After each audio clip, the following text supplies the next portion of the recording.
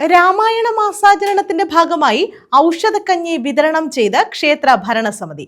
Ochira Kottampally 419 number SNDP ശാഖയുടെ മൂത്തേരിൽ മഹാദേവ ക്ഷേത്രത്തിലാണ് ഔഷധക്കഞ്ഞി വിതരണം നടന്നുവരുന്നത്. കർക്കിടകം 31 വരെ ഔഷധക്കഞ്ഞി വിതരണം തുടരും. ഓച്ചിറ കൊറ്റമ്പള്ളി 419 നമ്പർ SNDP ശാഖയുടെ അധീനതയിലുള്ള മൂത്തേരിൽ ശ്രീ മഹാദേവ ക്ഷേത്രത്തിലാണ് രാമായണ മാസാചരണത്തിന്റെ ഭാഗമായി ഔഷധക്കഞ്ഞി നിർമ്മിച്ച് വിതരണം ചെയ്യുന്നത്. കർക്കിടകം 1 മുതൽ 31 വരെ എല്ലാ ദിവസവും ഔഷധക്കഞ്ഞി വിതരണം നടന്നുവരുന്നു. ദീപാരാധനയ്ക്ക് ശേഷമാണ് ഔഷധക്കഞ്ഞി വിതരണം. 50-ലധികം ഔഷധ സസ്യങ്ങൾ നാട്ടിൽ നിന്നും ശേഖരിച്ച് അവ ചെറുതായി അരിഞ്ഞ് ഇടിച്ചു പിഴിഞ്ഞ് നീരാക്കി അതിന്റെ കൂടെ ഞവരയരി, പൊടിയരി, ചെറുപയർ, കുരുമുളക്, ഉലുവ, ആയാളി, നെയ്യ് മുതലായ ഔഷധങ്ങളും ഔഷധ കൂട്ടുകളും ചേർത്താണ് കഞ്ഞി തയ്യാറാക്കുന്നത്. കഴിഞ്ഞ 8 വർഷമായി നടത്തി വരുന്ന രാമായണ മാസത്തോടനുബന്ധിച്ചുള്ള കർക്കിടകം 1 മുതൽ കർക്കിടകത്തിന്റെ അവസാന ദിവസമായ 31 വരെയും ഔഷധ കഞ്ഞി വിതരണം നടത്തുന്നുണ്ട്.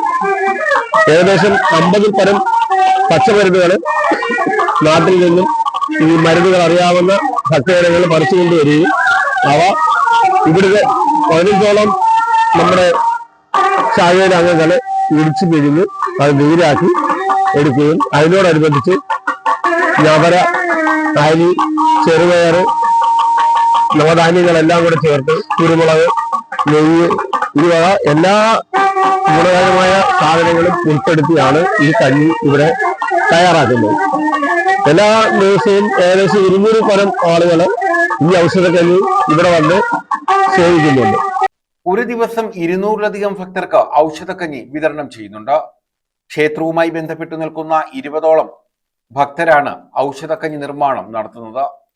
ക്ഷേത്ര ഭരണസമിതി president B. Baburaj, vice president N. Ramakrishnan, secretary B. Babukuttan തുടങ്ങിയവരുടെ നേതൃത്വത്തിലാണ് ഔഷധക്കഞ്ഞി നിർമ്മാണവും വിതരണവും. News bureau, Ochira.